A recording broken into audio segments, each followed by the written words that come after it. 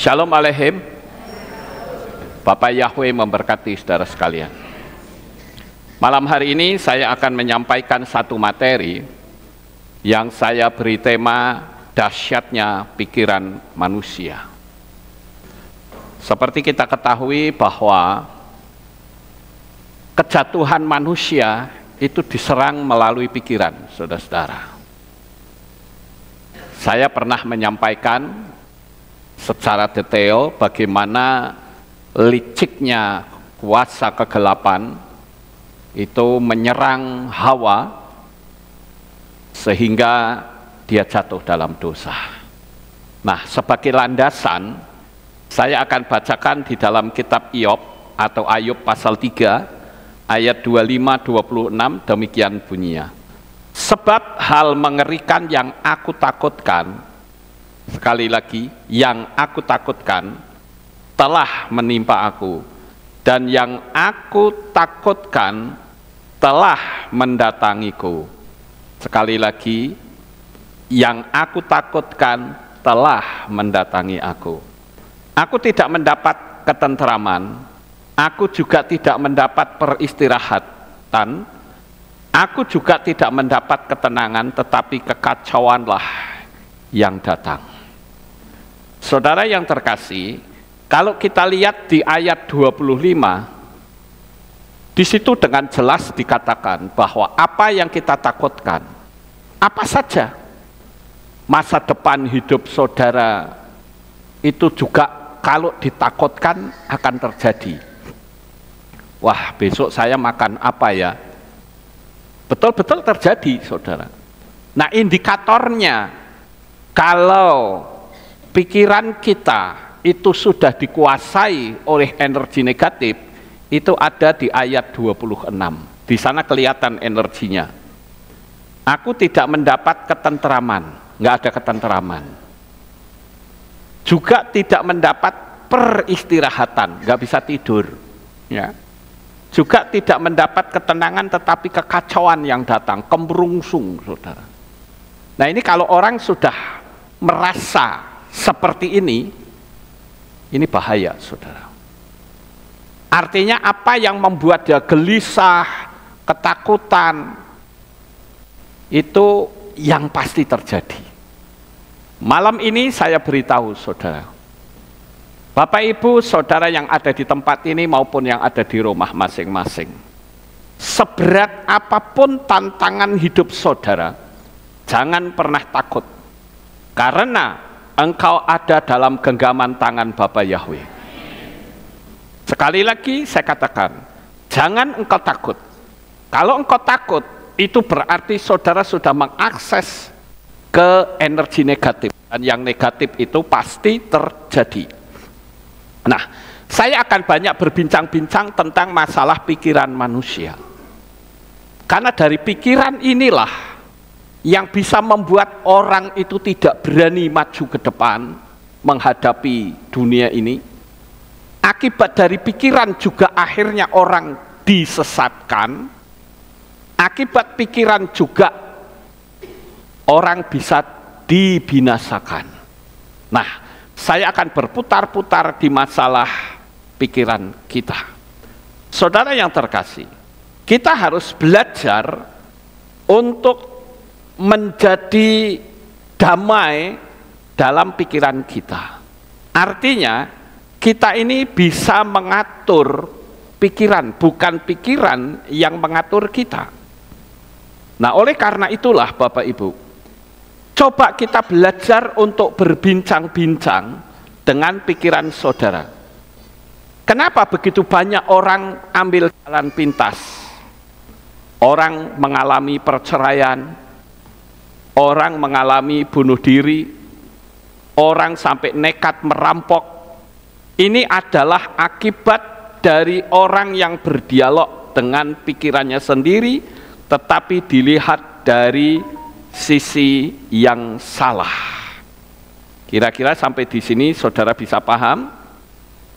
Ya, ini sangat mengerikan ya Bapak Ibu, karena ya kita kalau tidak ngerti ya repot. Saya akan coba keluarkan PowerPoint saya Yang pertama adalah kita harus bisa berdialog dengan pikiran kita. Ya. Artinya apa? Bukan kita yang dikendalikan oleh pikiran, ya, tetapi justru kita yang bisa mengendalikan pikiran. Kalau kita sudah mulai cemas, ya, itu ibarat seperti saudara mau pergi ke luar menggunakan mobil, mobilnya sudah dijalankan, persneleng sudah dimasukkan, gas sudah ditekan, tetapi mobil tidak jalan. Itu karena apa? Ada rem tangan yang belum dilepaskan. Lalu dalam mekanisme kehidupan kita, yang dimaksud rem tangan itu apa? Yang dimaksud adalah rasa takut, cemas, ragu, pikiran pasif, dan lain-lain. Ini adalah gambaran dari rem tangan. Kita ingin maju, tapi remnya enggak dilepaskan, saudara. Pertanyaannya, apakah mobil itu bisa jalan? Tidak akan bisa. Dalam kehidupan kita, sering orang menggunakan rem tangan, sehingga kita tidak bisa maju, saudara. Seperti yang tadi ayat mengatakan, cemas, ya, takut. Nah ini saya tambahi lagi, ragu, pasif, itu rem tangan. Nah, emosi intens itulah yang sering digunakan, ya, dengan baik. Artinya begini, ketika kita mulai ada emosi-emosi yang tidak baik, segera kita sadar, wah ini kok saya ada energi negatif nih. Yaitu apa? Emosi, marah-marah, ya, timbul rasa dengki. Nah, emosi yang negatif itu sangat kuat menarik kita untuk menjerumuskan kita. Saya waktu yang lalu sempat cerita, ada salah satu subscriber yang sedang ribut dengan istrinya, sampai di video call, saya disuruh nonton. Waduh saudara, saya lihat ributnya mereka itu, hati saya sangat tidak sejahtera. Ya, wes, aku mati sisan wes, aku berdoa sama Tuhan, sama Bapak Yahweh, biarkan saya kena penyakit kanker, mati sisan. Aduh Tuhan.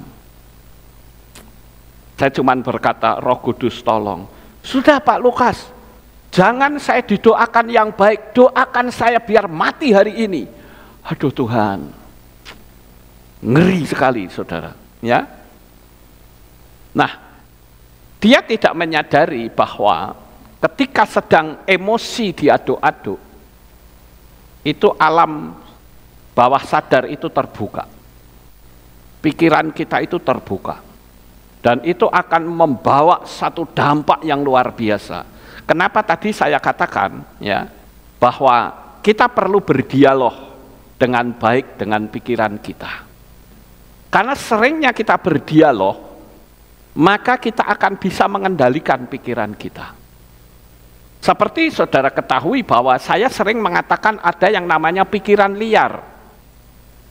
Nah, pikiran liar itu muncul, itu akibat dari masa lalu kita, saudara.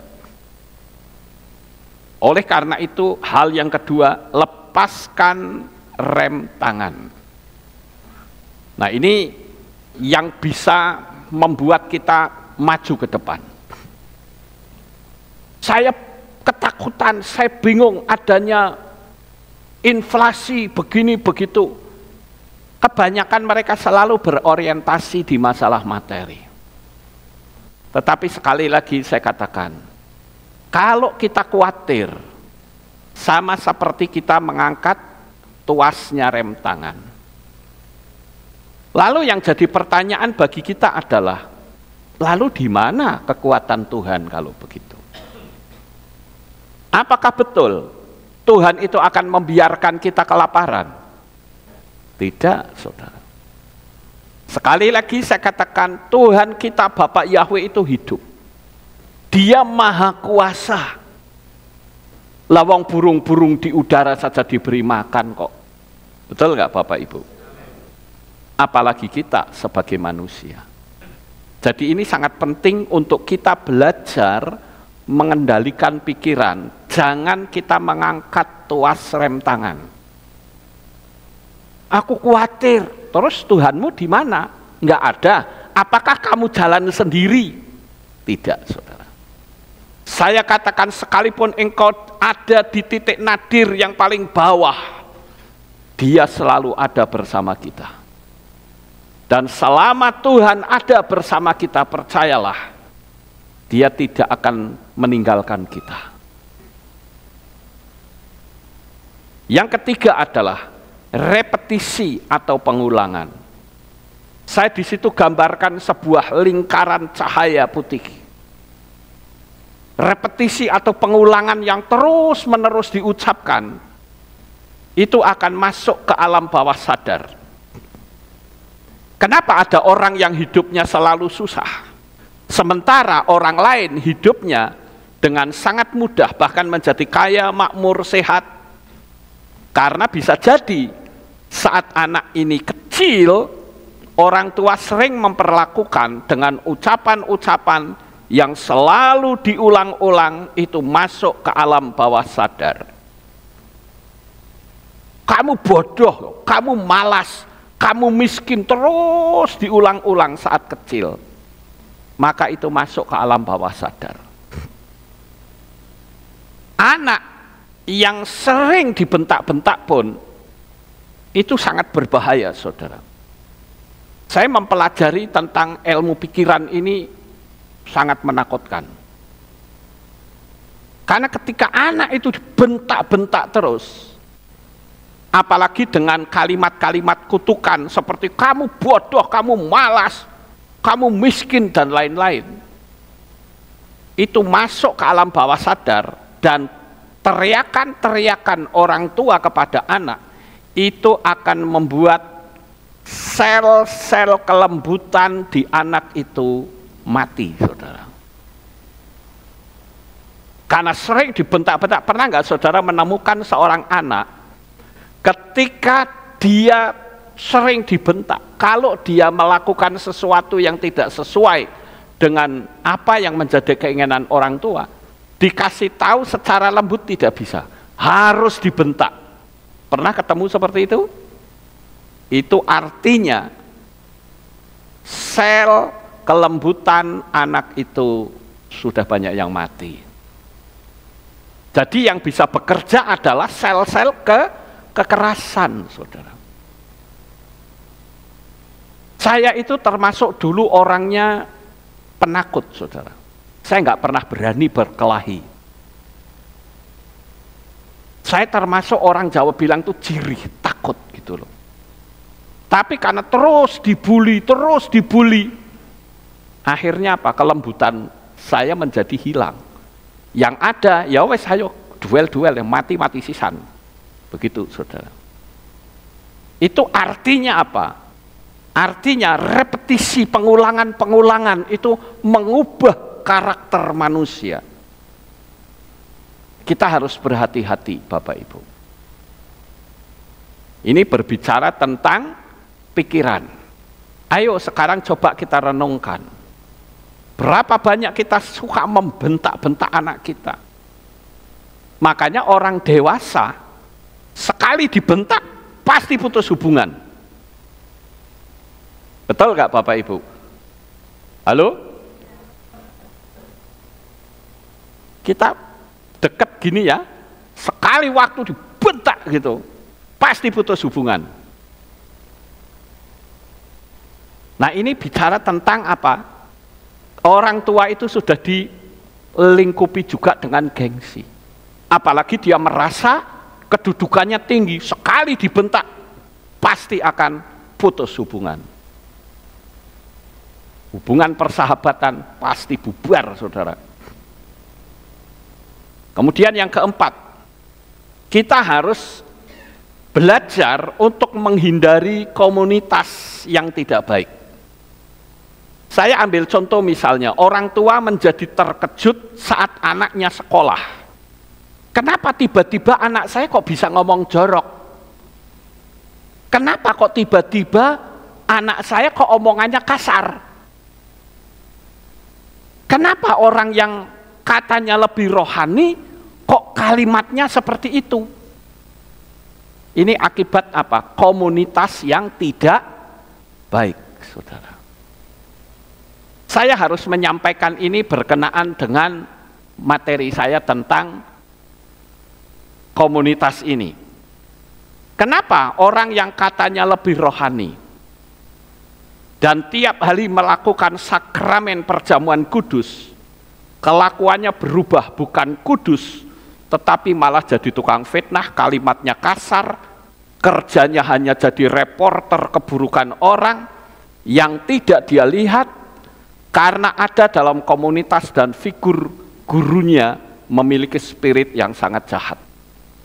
Saya harus ngomong begini karena waktu yang lalu saya dapat WA dari seseorang, saudara. Orang ini dalam WA mengatakan, "Shalom Pak Lukas, Anda segera bertobat. Ajari jemaat untuk perjamuan kudus setiap hari dan bahasa lidah setiap hari." Aduh Tuhan, saya cuma menjawab begini, tolong tunjukkan Yesua perjamuan kudus setiap hari. Saya bertobat hari ini. Ayo tunjukkan. Ya nggak bisa tunjukkan, saudara. Nah ini kan ngeri sekali. Kenapa ada orang yang mengatasnamakan Tuhan, menuduh dengan berkata, kamu seorang pendosa harus bertobat. Kalau tidak bertobat dan berbahasa roh tiap hari, tidak rapture.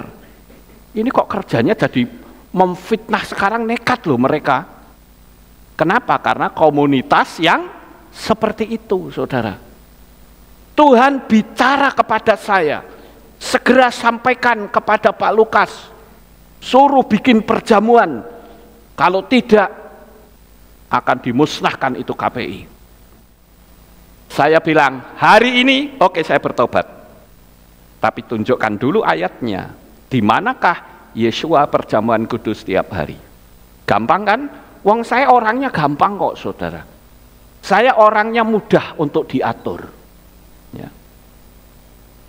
Akhirnya saya saking jengkelnya, saya kasih ayat.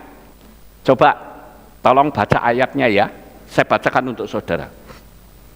1 Korintus 13 ayat 8. Perhatikan. Kasih tidak pernah gagal, tetapi baik nubuat-nubuat ia akan dihapuskan. Baik bahasa-bahasa lidah dia akan berhenti. Baik pengetahuan dia akan dilenyapkan. Loh, bahasa lidahnya berhenti loh, saudara. Ayo piye kuwi? Loh ini bahasa lidah berhenti nggak rapture no? Loh ini yang ngomong ayat loh. Saya nggak perlu ngomong ini itu. Saya tunjukkan ayatnya. Sekali lagi, ya, kasih tidak pernah gagal. Ini yang pertama, kasih. Tetapi baik nubuat-nubuat ia akan dihapus. Nubuat berhenti loh, saudara. Baik bahasa-bahasa lidah dia akan berhenti. Sekali lagi, bahasa-bahasa lidah dia akan berhenti. Baik pengetahuan dia akan dilenyapkan. Tapi yang tidak bisa berhenti adalah kasih. Kemudian 1 Korintus 14 ayat 5. Bahwa apa yang mereka ajarkan itu nyimpang semua, bertentangan semua dengan kitab suci. 1 Korintus 14 ayat 5. Dan aku ingin kamu semua berbicara bahasa lidah. Tuh kan bahasa lidah toh suruh. Tetapi perhatikan, terlebih lagi agar kamu dapat bernubuat. Berarti nubuat sama bahasa lidah tinggi mana? Nubuat, ya. Sebab yang bernubuat itu lebih besar daripada yang berbicara dengan bahasa lidah. Kecuali di samping itu ia dapat menafsirkan sehingga jemaat dapat menerima peneguhan. Jadi yang mengagungkan bahasa lidah Saya perlu kasih tahu, saya juga berbahasa lidah loh saudara. Tetapi saya tidak perlu pamer. Dan saya ngajari jemaat karena itu adalah bagian dari 9 karunia Roh Kudus. Nanti kita akan sampai ke sana. Saya tak berhenti dulu di sini, yaitu hindari komunitas yang tidak baik. Dari mana mereka mengatakan KP itu sesat semua? Lah justru mereka yang kebalik semua. Ya. 1 Korintus 14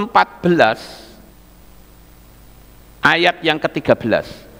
Oleh karena itu, siapa yang berbicara dengan bahasa lidah, biarlah dia berdoa supaya dapat menafsirkannya. 1 Korintus 14 ayat 27-28. Jika seseorang berbicara dengan bahasa lidah, biarlah 2 atau paling banyak 3 orang. Lu sih ngomong Paulus lu ya. Kalau ucapan saya salah, silahkan salahkan Paulus. Ya. Dan masing-masing menurut bagiannya, dan biarlah 1 orang menafsirkannya. Dan jika tidak ada penafsir, biarlah ia berdiam diri dalam jemaat dan biarlah dia berbicara kepada dirinya sendiri dan kepada Elohim. Jadi saya katakan kenali spiritnya, hati-hati. Ini sangat jahat sekali karena mengubah, menambahi dan mengurangi firman. Makanya ada ungkapan yang tidak berbahasa lidah tidak rapture. Nah ini mereka sudah langsung nyerang saya loh. Bertobat kamu. Waduh. Saya bilang tunjukkan dulu ayatnya, aku tak bertobat deh sekarang. Jadi ini kok kelompok ini jadi makin menjadi-jadi. Saya cuman gampang, saya mau, bukan nggak mau. Saya mau. Tapi tolong tunjukkan ayatnya. Gitu loh. Sekarang saya baca 1 Korintus 12 ayat 4-11. Ya, perhatikan. Dan ada keanekaragam karunia, tetapi rohnya sama. Sekali lagi. Dan ada keanekaragaman karunia, tetapi rohnya sama. Nih, rohnya sama loh ya. Dan ada keanekaragaman pelayanan, tetapi Tuhannya juga sama. Jadi kalau Anda mau perjamuan kudus setiap hari, mau setiap jam, silakan, wong saya nggak ngusik kok. Tapi Anda jangan tuduh saya kalau tidak perjamuan kudus setiap hari bisa tidak rapture. Loh ini kan kebalik semua saudara. Ini betul-betul mengerikan loh. Saya lanjut ayat 6. Juga ada keanekaragaman pekerjaan, tetapi Elohimnya adalah sama yang mengerjakan semua dalam semuanya. Namun kepada masing-masing diberikan pernyataan roh untuk apa? Kepentingan bersama. Jadi jangan main tuduh sana tuduh sini. Sebab melalui roh kepada seorang diberikan perkataan hikmat. Bisa nggak kalau saya katakan orang yang tidak punya perkataan hikmat tidak rapture? Bisa nggak saya ngomong gitu? Bisa. Ini 9 karunia roh saudara. Kepada yang lain roh yang sama perkataan pengetahuan. Saya bisa nggak mengatakan kalau tidak punya pengetahuan kamu tidak rapture? Bisa? Bisa. Jadi jangan ngaco gitu loh. Terus kalau hanya bahasa lidah saja lah, terus karunia pengetahuan bagaimana? Nggak kanggo. Kalau Anda mengatakan bahwa bahasa lidah itu tidak bisa rapture kalau yang tidak mengikuti, berarti Anda juga berani dong mengatakan kalau yang tidak punya pengetahuan tidak rapture. Roh yang sama, iman dan kepada yang lain oleh yang sama karunia-karunia penyembuhan. Bisa dong Anda mengatakan yang tidak bisa menyembuhkan tidak rapture. Bisa nggak kira-kira? Bisa saja. Ini kan 9 karunia roh. Kenapa hanya bahasa lidah saja? Ini loh, ayo dibuka pikirannya saudara. Khususnya bagi saudara yang masih mengikuti ya channel yang membabi buta menyerang. Kami nggak nyerang loh, kami diem saja. Menyerang membabi buta kayak orang kesetanan. Loh ini maksudnya apa gitu loh. Ya, kepada yang lain pekerjaan-pekerjaan mujizat. Oh, itu kan ada mujizat. Kepada yang lain nubuat, kepada yang lain membeda-bedakan roh. Nah ini bisa saja. Kalau ada orang yang punya karunia Roh Kudus di sini, ini rohnya dari mana kita bisa membedakan. Kalau dia itu sesuai dengan firman Tuhan, kok nggak ada?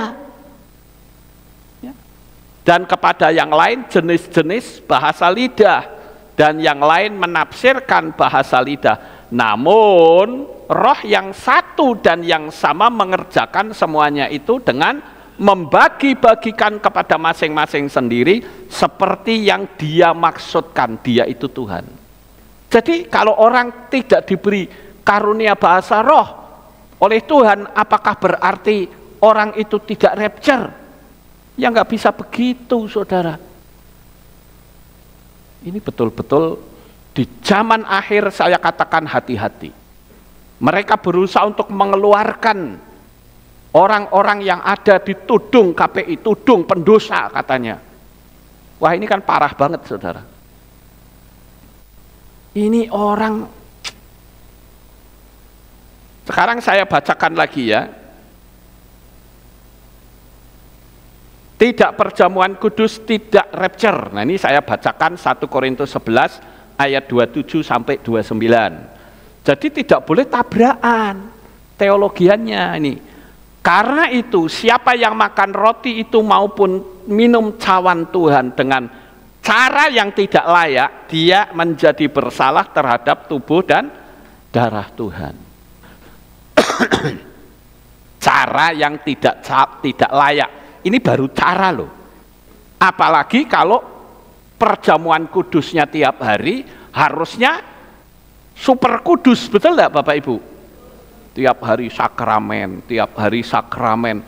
Jadi makin hari makin semakin kudus.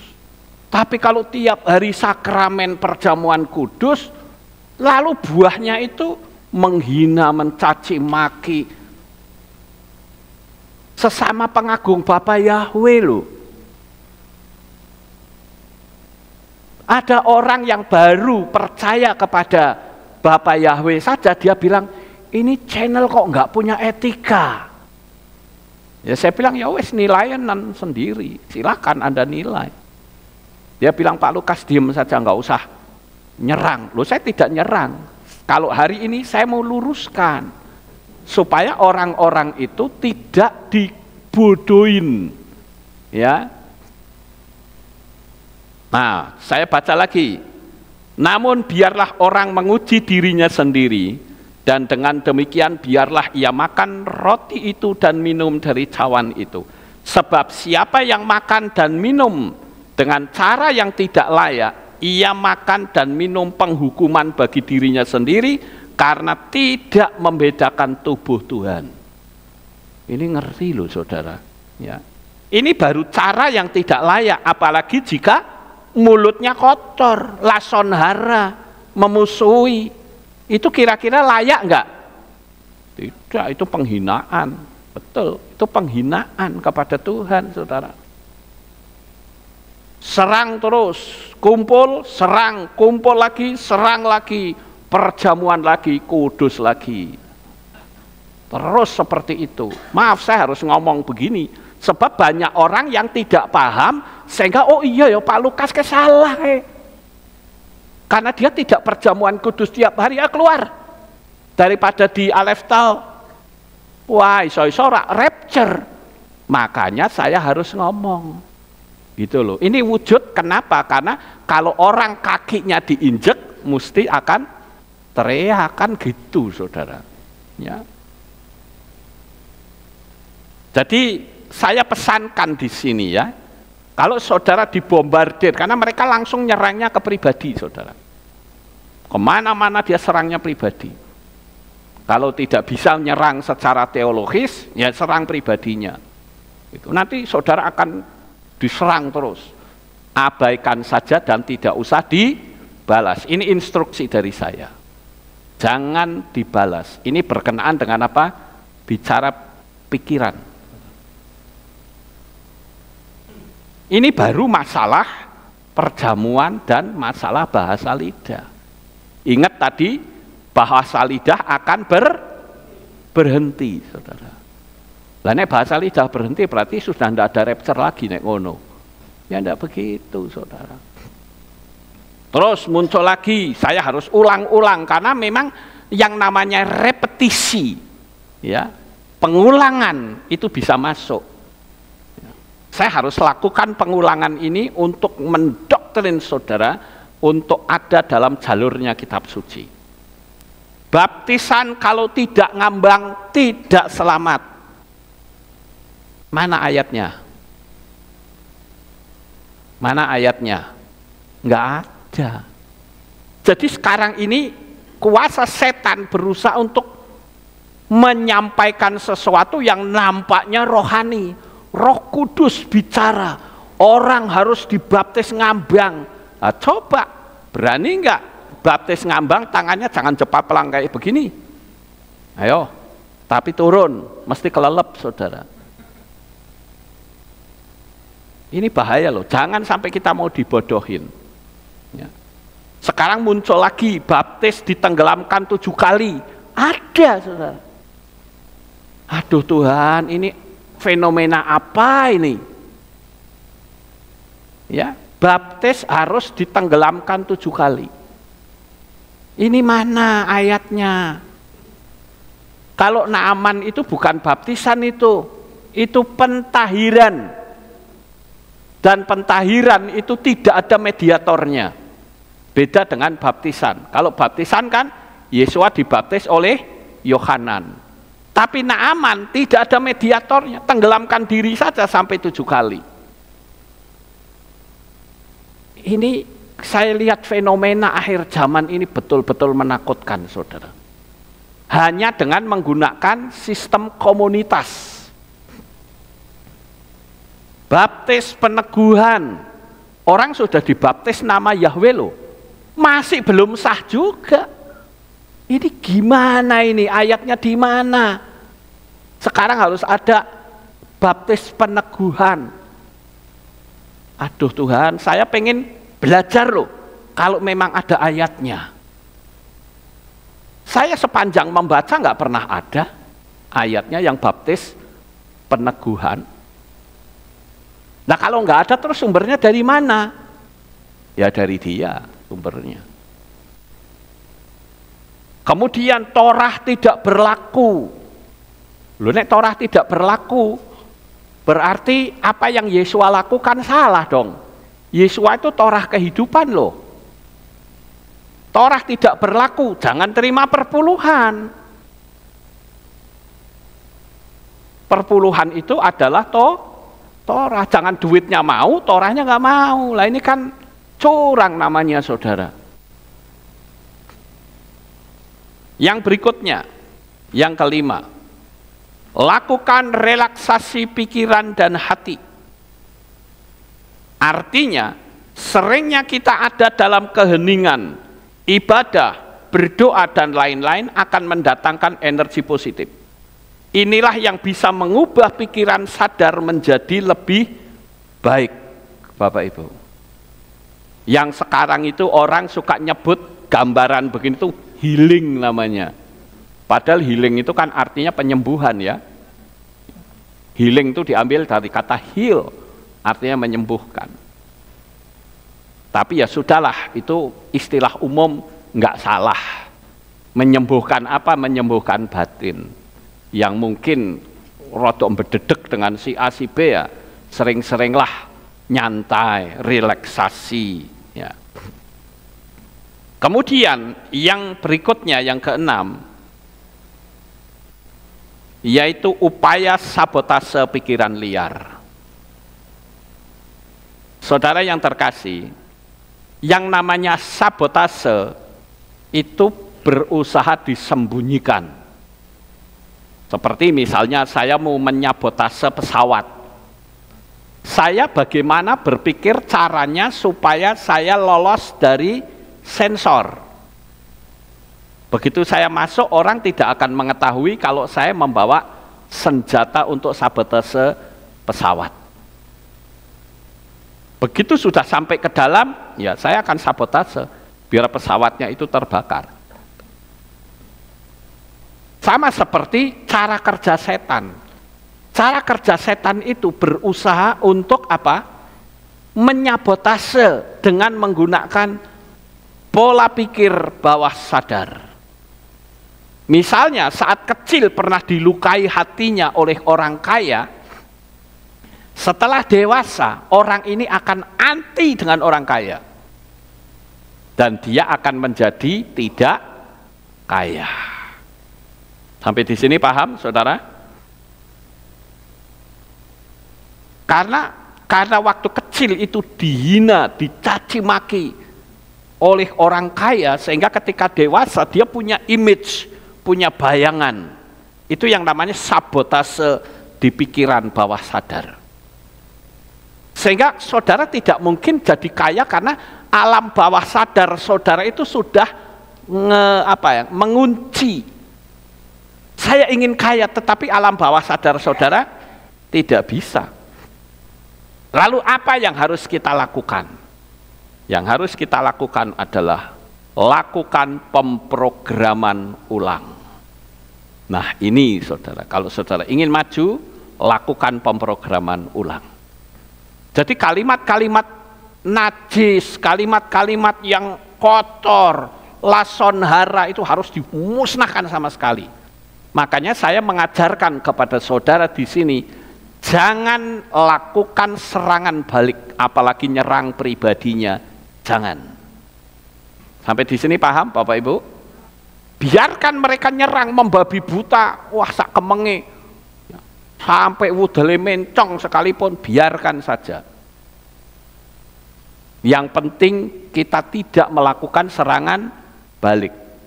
Kalau saya ngomong pada malam hari ini, itu hanya mau meluruskan bahwa apa yang dia ucapkan dengan ayat-ayat yang sedemikian banyak, itu tidak ada dalam kitab suci kita. Makanya saya katakan, saya bisa kok kumpulkan pengajaran-pengajaran yang tidak sesuai dengan kitab suci, bisa. Cuman untuk apa, saudara? Saya hanya tunjukkan bahwa perjamuan kudus tiap hari, kok Yesua enggak perjamuan kudus tiap hari? Gampang sih, saudara. Bahasa lidah tiap hari nanti akan rapture, kalau tidak rapture. Lah, saya tunjukkan ayatnya lagi bahwa bahasa lidah akan berhenti. Akan kebalik semua, saudara. Lah kalau kebalik semua, itu kan seperti yang kemarin saya sampaikan, bahwa setan itu berusaha untuk memutar balikkan firman Tuhan. Paham Bapak Ibu?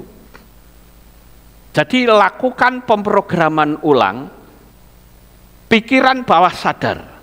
Kenapa kita perlu melakukan program ulang pikiran bawah sadar yang dulu terbentuk secara tidak sadar, maka sekarang dengan sengaja kita lakukan pemrograman ulang.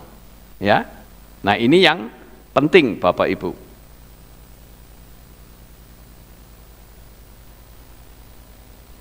Next. Habis. Oke. Nah, sekarang saya akan tunjukkan ya. Ini selesai sampai di sini gambarnya, tetapi saya akan tunjukkan tentang bagaimana sih cara melakukan pemrograman ulang. Supaya saudara tidak terus-menerus menarik tuas rem tangan. Yang pertama adalah lakukan identifikasi lingkungan. Lakukan dengan baik di lingkungan yang baik. Kalau lingkungannya pencemooh, pasti akan menjadi pencemooh. Saya tunjukkan ayatnya. Di dalam kitab Tehillim atau Mazmur 1 ayat 1 sampai 4. Berbahagialah orang yang tidak berjalan menurut nasihat orang fasik, dan tidak berdiri di jalan orang berdosa, dan tidak duduk dalam kumpulan pencemooh. Lah, tidak duduk dalam kumpulan pencemooh. Lah sekarang kelompok itu mencemooh, mengatasnamakan Tuhan. Waduh, ini kan ngeri saudara. Namun kesukaannya hanya pada Torah Yahweh. Lah ini Torah lagi, padahal Torahnya ditolak. Dan dia merenungkan Torahnya siang dan malam. Dan dia akan menjadi seperti pohon yang ditanam di tepi aliran-aliran air, yang akan menghasilkan buahnya pada musimnya, dan yang tidak akan layu daunnya, dan semua yang ia kerjakan akan menghasilkan. Orang yang fasik tidak seperti itu, melainkan seperti sekam yang dapat angin terbangkan. Artinya apa? Komunitas yang tidak baik itu merusak akal sehat kita. Sama seperti dulu pada waktu saya mengenal Bapak Yahweh. Saya itu punya kenalan pendeta-pendeta top itu banyak saudara, saya nggak perlu sebut namanya. Tapi begitu saya panggil nama Yahweh, mereka menjauh, kenal saja tidak. Mungkin kalau ditanya, "Yuk kenal Lukas nggak?" "Oh nggak kenal, siapa itu orang gila itu si Lukas." Seperti itu saudara. Ini ngeri loh betul-betul. Akhir zaman ini penyesatannya luar biasa. Dia menggunakan cara apa? Pendekatan psikologi. Pendekatan psikologi. Ya. Terus yang kedua, bagaimana cara supaya kita bisa menginstal ulang, melakukan program ulang, yaitu melalui figur otoritas. Figur otoritas itu artinya bisa orang tua, bisa institusi dunia, bisa pendeta. Kenapa orang yang punya kepandaian yang luar biasa kok dengan mudah menerima tanda bilangan binatang itu? Karena ada figur yang dianggap mesti benar, apalagi disertai ancaman-ancaman. Dulu kan begitu, betul nggak Bapak Ibu? Kalau kamu tidak mau menerima tanda bilangan binatang itu, kamu tidak bisa membeli dan menjual. Itu ancaman. Dan dikatakan dengan segala teori-teorinya yang katanya super hebat. Orang menerima tanda bilangan binatang itu jadi kebal. Lah kebal kok masih pakai popok. Kalau kebal ya jangan pakai popok loh. Betul nggak Bapak Ibu? Saya terima tanda bilangan, saya nggak lagi butuh popok, saya sudah kebal kayak Superman, kan gitu.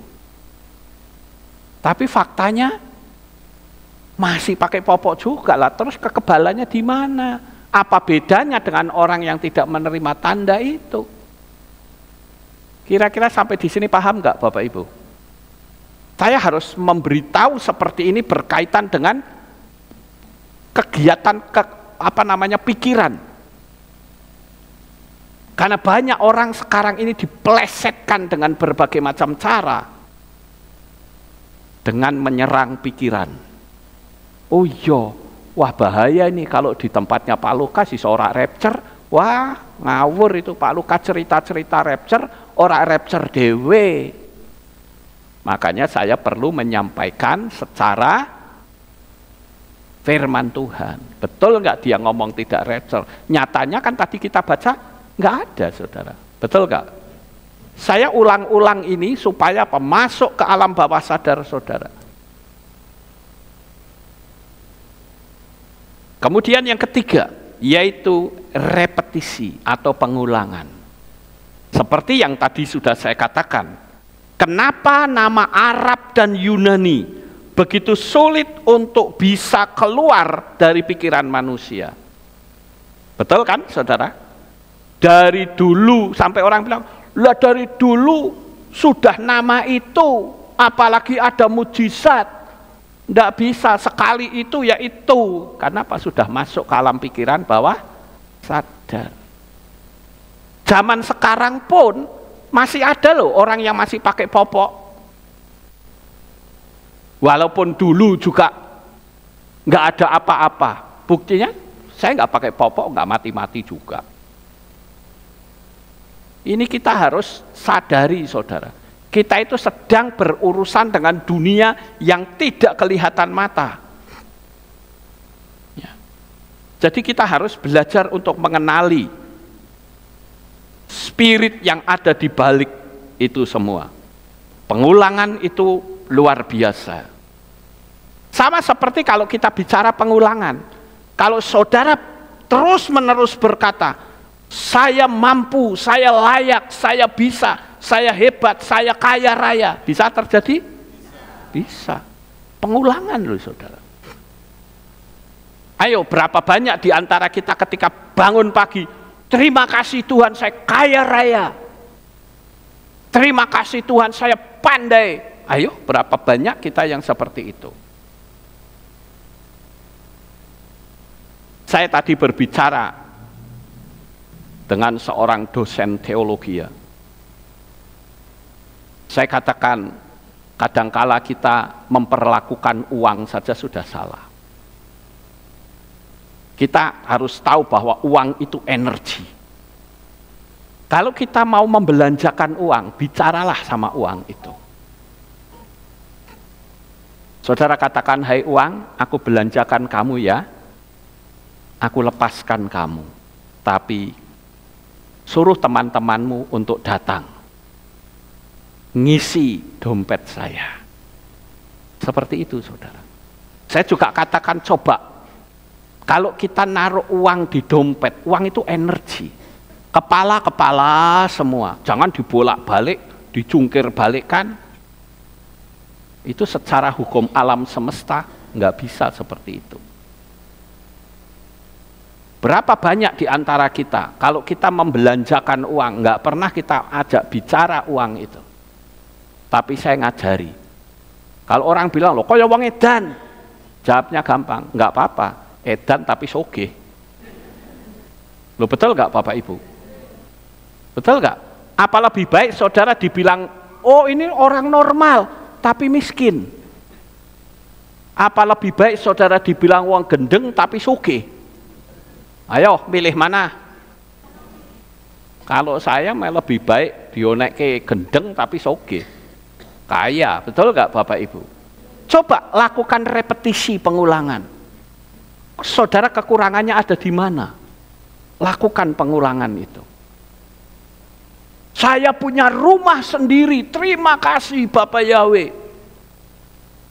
Bagi saudara yang rumahnya kontak, berani nggak saudara berkata, saya punya rumah yang besar, berani? Lah rumahnya mana, wong belum pernah kamu lihat kok. Itu bukan urusan kita. Urusan kita adalah pokoknya saya punya rumah. Titik. Amin. Makanya saya berkesempatan ini saya mau memberitahu. Khususnya untuk pendeta-pendeta KPI. Sebentar lagi ada sidang sinode KPI. Saya berharap semua pendeta KPI hadir dan diharuskan hadir. Karena nanti saya juga mau ngajari bagaimana caranya supaya saudara tidak kesulitan finansial. Nek ngono ora usah kakelan, Pak Lukas we bantu saya. Tidak seperti itu. Saudara harus bisa mandiri.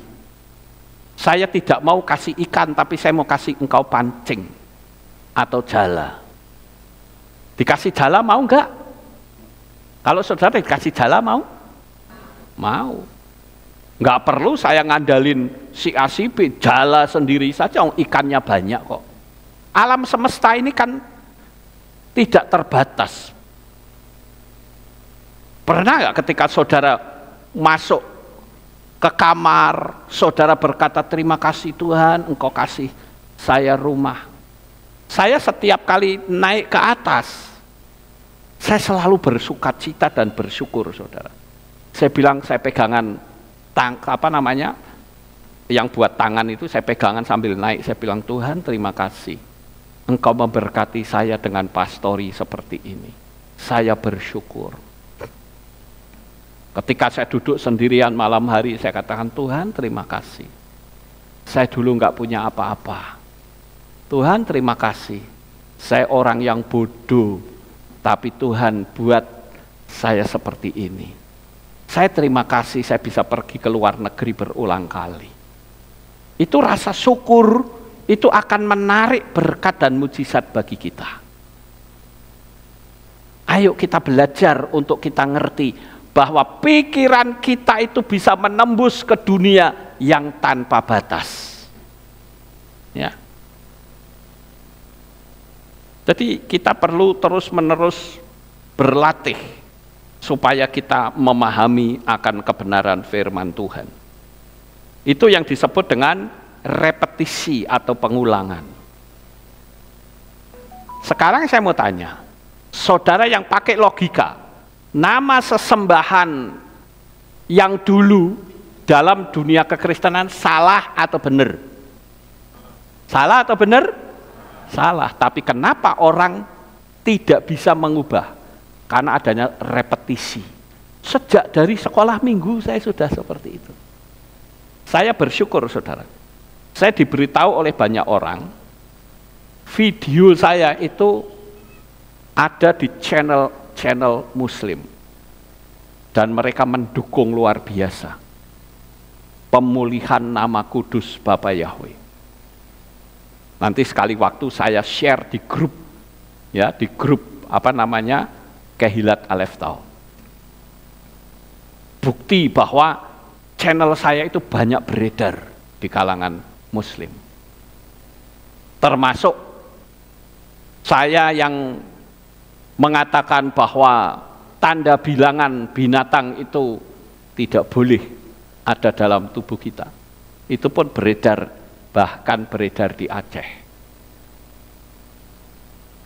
Kita harus pakai hikmat loh saudara. Saya itu melayani di sini dengan satu tujuan, agar jemaat Aleph Tau itu bisa ikut rapture sesuai dengan firman Tuhan. Bukan dibolak-balik bikin doktrin baru, itu sama saja melecehkan firman Tuhan. Itu repetisi. Jadi tidak boleh lagi saudara bilang, mana bisa, saya miskin, Mbah Buyut saya miskin, gak ada yang kaya, jadi saya layak untuk miskin. Ya alam semesta akan berkata, yes, kamu memang miskin, jadilah seperti apa yang kamu ucapkan. Paham Bapak Ibu? Ya. Saya bersyukur tadi saya banyak memberitakan tentang hukum law, dan dosen teologi itu berkata, saya akan praktekkan Pak. Bagus. Karena memang pengajaran ini tidak pernah ada di sekolah manapun. Kemudian yang keempat saudara, yang keempat, bagaimana caranya supaya kita melakukan pemrograman ulang, yaitu emosi yang intens. Saudara harus bisa bayangkan senyata mungkin apa yang saudara inginkan. Saudara pengen rumah, bayangkan sejelas-jelasnya. Waduh, aku nggak bisa bayangin Pak, pakai foto. Taruh di desktop, pandangin terus. Terima kasih Tuhan, aku sudah punya rumah ini. Percayalah Bapak Yahweh, pasti akan memberikan pertolongan. Coba kita, mungkin kalau saya ajak mempraktekkan. Sekarang begini saudara, kita praktek 10 detik saja. Sekarang saudara pejamkan mata semuanya. Oke, praktek 10 detik, pejamkan mata semua. Sekarang bayangkan bahwa di tengah-tengah kita di sini itu ada mobil. Bayangkan ya, sekarang dibayangkan di tengah kita ada mobil. Oke, sekarang buka mata. Kira-kira saudara bisa nggak membayangkan di sini ada mobil? Bisa? Bisa. Itu alam roh, saudara. Tapi kalau alam fisik bisa nggak? Nggak bisa. Kenapa? Karena itu pintunya kecil. Tapi di alam roh bisa di tempat ini. Dan saya katakan, apa yang saudara bayangkan pasti terjadi. Karena kehilat ini nanti akan dibongkar semua. Akan jadi lapangan parkir, saudara. Sampai di sini bisa saudara pahami? Jadi kalau saudara berhadapan dengan kemustahilan, jangan saudara katakan tidak, itu tidak boleh. Saudara harus katakan belum. Kalau belum itu pasti akan terjadi. Itu energinya lebih tinggi daripada saudara bilang tidak. Aku tidak mungkin bisa begini begitu. Sekali lagi alam semesta itu hanya menyetujui. Makanya Yesua kan ketika ditanya oleh orang-orang Farisi dan sama Pontius Pilatus, apakah benar engkau adalah putra Elohim? Yesua jawab apa? Engkau sendiri yang mengatakannya. Selalu dibalikkan begitu, saudara. Maka kalau saya bilang, saudara bisa kaya enggak? Bisa. Saudara bisa punya rumah? Bisa. Tapi kalau saudara bilang, wah enggak bisa, duitnya dari mana? Saya bilang, tidak mungkin bisa. Orang pingin punya rumah, enggak usah mikir duit. Yang saudara pikirkan adalah pokoknya saya punya rumah, titik. Sampai di sini paham? Percayalah, ini hanya bicara masalah waktu saja. Paham ya Bapak Ibu? Ini hanya bicara waktu. Kemudian yang kelima, kondisi alfa atau posisi pada gelombang otak di gelombang alfa atau theta, ya, itu segera saudara ucapkan. Lalu pertanyaannya, pada posisi seperti apakah gelombang theta atau alfa itu? Itu adalah saat critical area lengah. Saya sudah menerangkan kepada saudara apa itu critical area.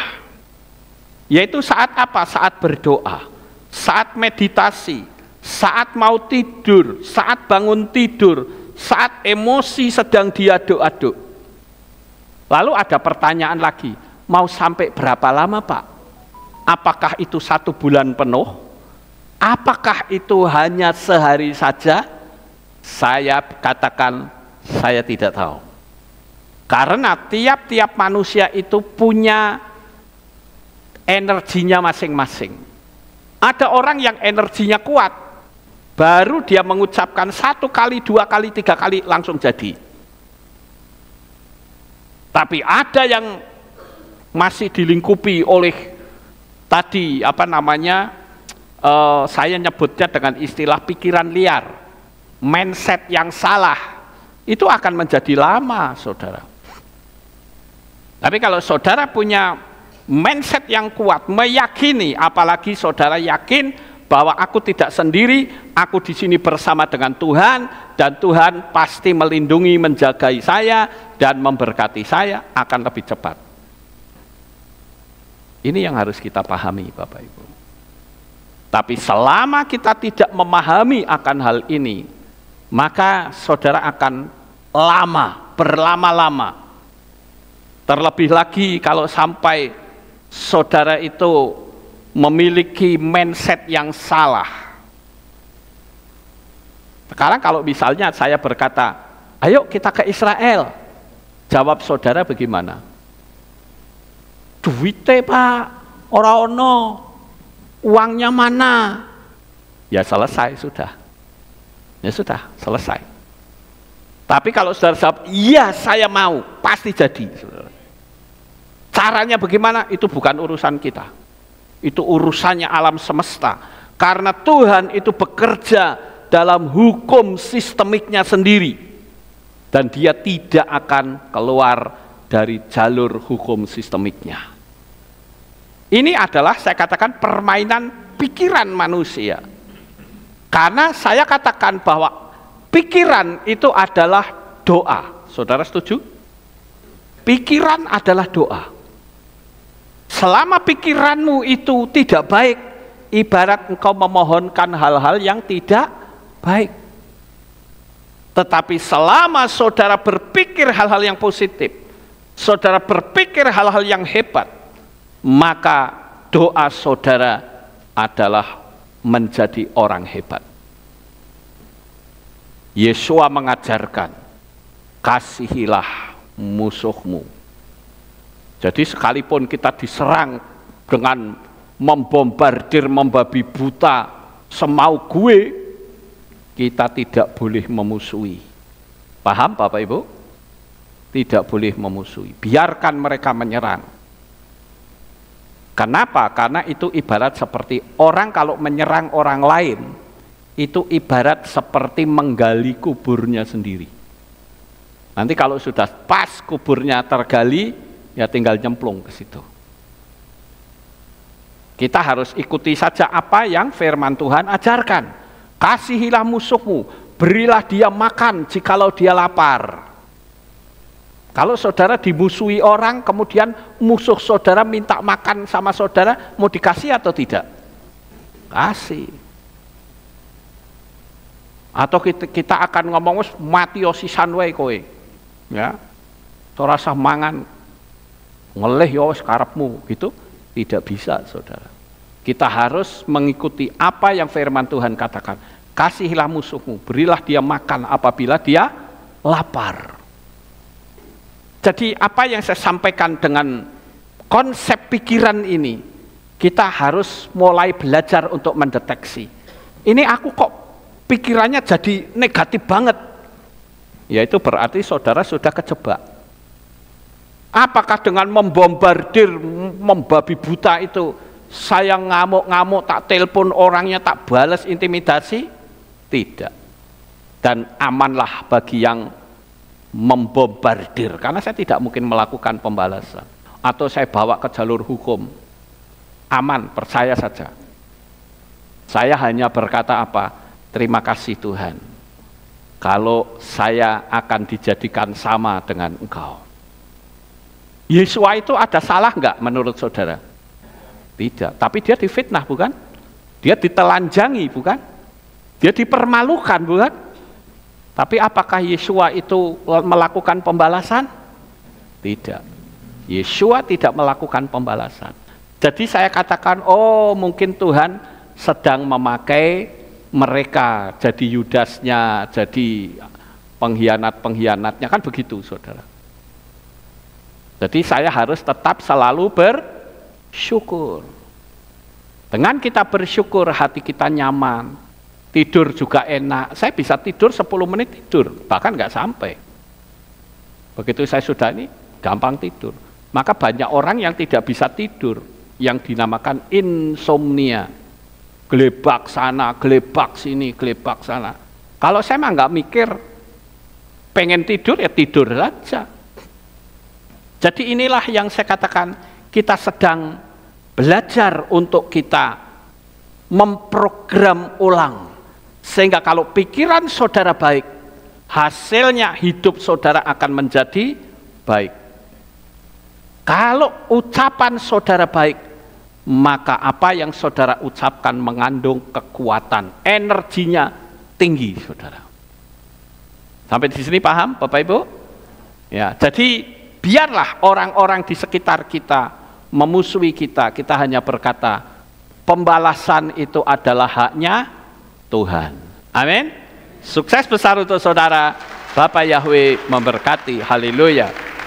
Kita tunduk kepala, kita berdoa. Terima kasih Bapak. Malam hari ini kami bersama-sama telah belajar bagaimana bekerjanya energi alam supranatural di pikiran kami. Oleh karena itu Tuhan, Engkau berkenan untuk memberikan pertolongan agar supaya Bapak Yahweh memberikan berkat yang semakin bertambah besar. Kami berdoa untuk seluruh umat-umat-Mu di Kehilat Aleptau ini, bahkan seluruh para subscriber semua yang mengikuti kami. Berkatilah mereka dengan berkat-Mu yang berkelimpahan. Terpujilah Engkau ya Bapa, di dalam nama Adonai Yeshua HaMashiach kami sudah berdoa. Semua berkata, amin, haleluya. Ada pengumuman? Oke. Shalom, berjumpa kembali dalam Aleph Tau Update News. Berikut kami sampaikan pengumuman untuk minggu ini. Divisi Kaum Wanita akan mengadakan piknik ke Lembang, Bandung pada tanggal 1 sampai 3 September 2024 dengan biaya sebesar Rp1.350.000 per orang. Sudah termasuk 6 kali makan, biaya hotel dan tiket wisata. Acara ini terbuka untuk umum. Adapun destinasi wisata yang akan dikunjungi adalah Gunung Tangkuban Perahu, Lembang Park and Zoo, Floating Market, Saung Mang Uco, Farmhouse, dan juga pusat oleh-oleh. Berangkat pada hari Minggu 1 September 2024 pukul 11 malam on time dan pulang pada hari Rabu 4 September 2024 pukul 1 dini hari. Pendaftaran dan info lebih lanjut dapat menghubungi Ibu Yayang di nomor 0813 2851 3333. Divisi Youth dan Pra-Remaja mengadakan acara mantai bareng ke Pantai Drini, Pantai Watu Kodok, dan Pantai Sanglen pada hari Kamis 4 Juli 2024 dengan biaya sebesar Rp125.000 per orang. Berkumpul di Kehilat pukul 5:30 on time. Pendaftaran dan info lebih lanjut dapat menghubungi Saudara Shalom di nomor 0813 2558 8407 dan Saudara Beauty di nomor 0819 9844 5549. Demikian pengumuman untuk minggu ini. Sampai jumpa di Aleph Tau Update News selanjutnya. Bapak Yahweh memberkati. Haleluya. Kita akhiri kebaktian kita. Saya mengundang jemaat Tuhan kita bangkit berdiri, kita tutup dalam doa. Terima kasih Bapak Yahweh. Selesai sudah ibadah kami dari awal, pertengahan sampai pada akhirnya. Sebentar lagi anak-anak-Mu akan kembali pulang ke rumah mereka masing-masing. Jaga, lindungi, peliharakan mereka sampai di rumah dengan selamat. Pertemukan kembali pada jam-jam ibadah mendatang di dalam ikatan tali kasih-Mu. Terima kasih ya Tuhan, inilah doa syukur yang kami naikkan kepadamu. Diberkatilah seluruh umat-umat-Mu yang hadir maupun yang mengikuti streaming saat ini. Di dalam nama Adonai Yeshua HaMashiach kami sudah berdoa. Mari kita angkat tangan kita dan kita akan menerima berkat Kohanim. Haleluya. Yevarecheka Yahweh wa yismereka.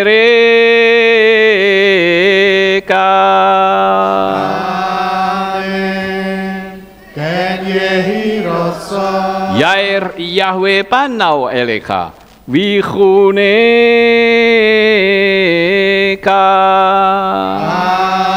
Amen.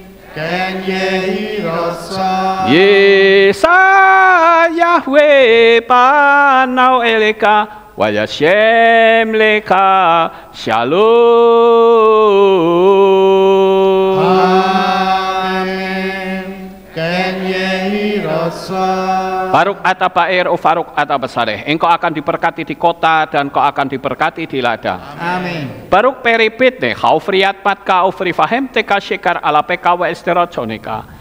Diberkatilah buah kandunganmu, diberkati hasil bumimu, diberkati hasil ternakmu, anak-anak lembumu dan anak-anak dombamu. Amin. Baruk tanah kaum misyarteka, diberkatilah pakulmu dan tempat adonanmu. Amin. Baruk ata babai kau faruk ata betseteka, dan kau akan diberkati pada waktu engkau masuk, dan engkau akan diberkati pada waktu engkau keluar. Amin. Baruk ata Yahweh Elohenu melek haolam, besem Yeshua HaMashiach wa ruach hakodes kile olam faed. Kami sudah berdoa dan mengucap syukur. Haleluya.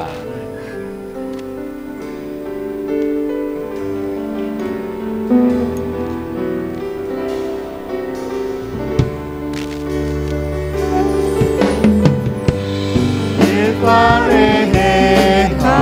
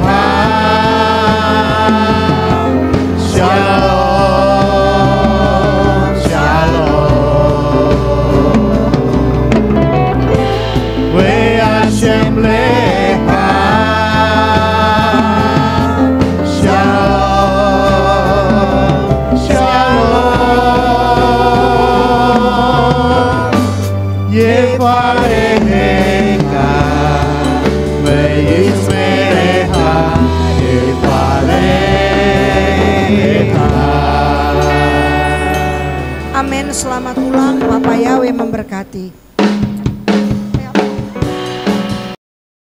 Maha Kuasa, terima kasih atas kehadiran Bapak Ibu Saudara sekalian dalam ibadah bersama kami di Kehilat Alef Tau Magelang. Doa saya Bapak Yahweh memberkati dengan kesehatan yang sempurna, damai sejahtera dan berkat materi yang semakin melimpah. Kami menunggu kembali kehadiran Bapak Ibu Saudara sekalian pada jam yang tersedia. Hari Sabat jam 5 pagi, hari Minggu jam 6 pagi, hari Rabu jam 6 sore. Siap sedialah sebagai mempelai Hamasiah untuk menyambut kehadiran mempelai pria kita yaitu Adonai Yeshua Hamasiah di awan-awan yang permai. Amen lehitraot. Shalom, sampai jumpa kembali.